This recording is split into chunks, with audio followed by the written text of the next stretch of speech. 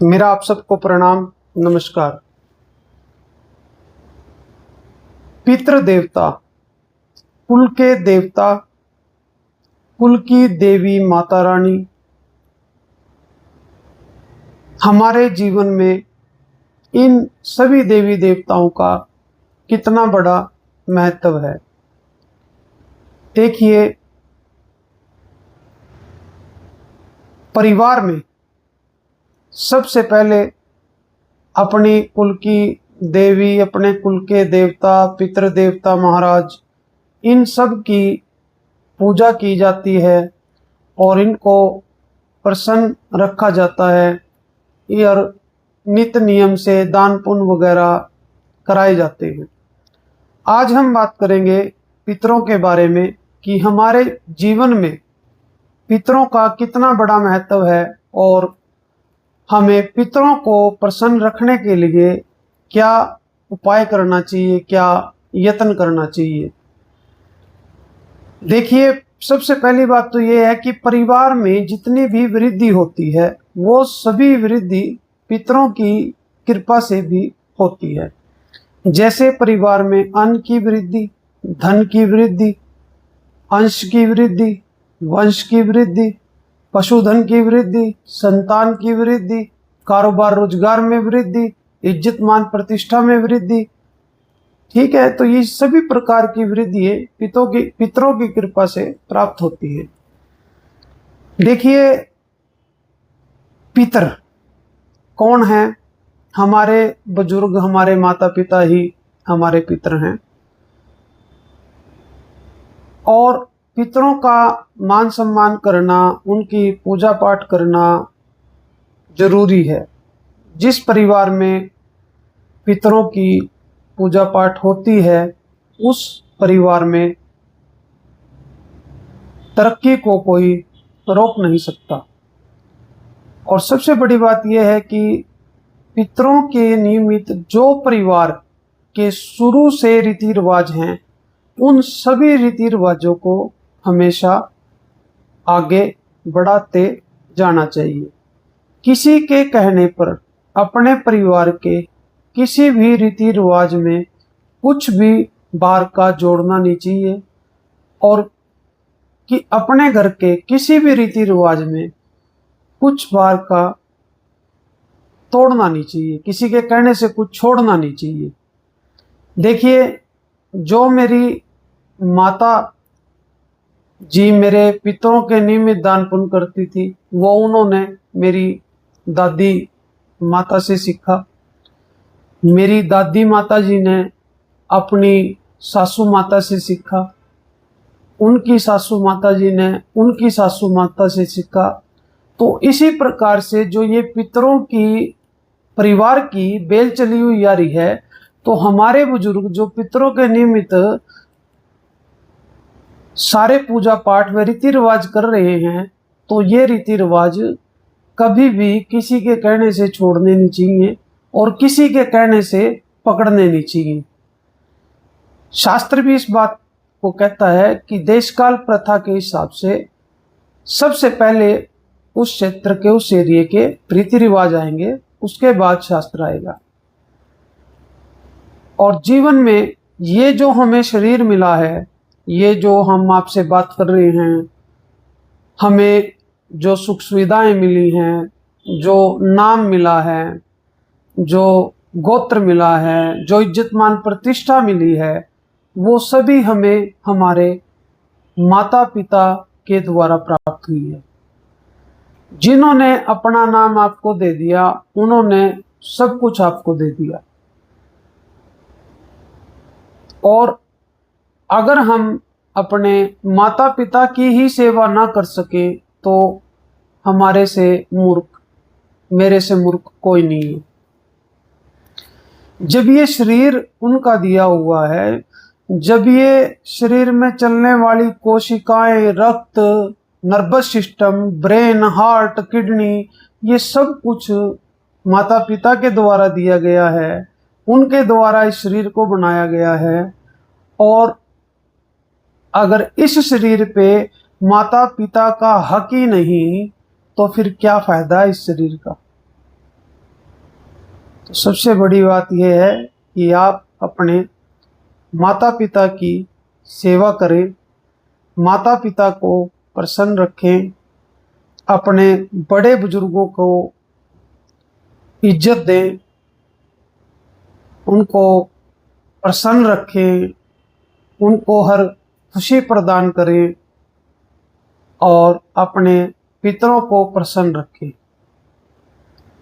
जैसे हमारे कुल की कुल देवी होती है, तो साल में नवरात्रों में एक बार सभी परिवार के सदस्य इकट्ठे होकर जाकर माता की कढ़ाई कर कर वहाँ पर लेकर जाते हैं मंदिर में, और वहाँ पर माता को जो श्रृंगार है, चुन्नी है, नारियल है, जो हम प्रसाद घर से बना कर लेके आए हैं, उनको वो बैठ देते हैं, धूप दीप लगाते हैं, उनकी पूजा करते हैं। और कुछ साल में एक बार जाते हैं, कोई काफ़ी बार भी जाता है, ऐसा कोई ज़रूरी नहीं है भी एक ही बार जाना चाहिए। ऐसे ही हमारे पितृदेवता हैं। अब पितृदेवताओं की पूजा अमावस पर करनी चाहिए। हर अमावस पर अपने पितरों के निमित्त कच्चे सिद्धे का दान देना चाहिए, जैसा आटा, चीनी, चावल, दूध, कपड़ा इत्यादि।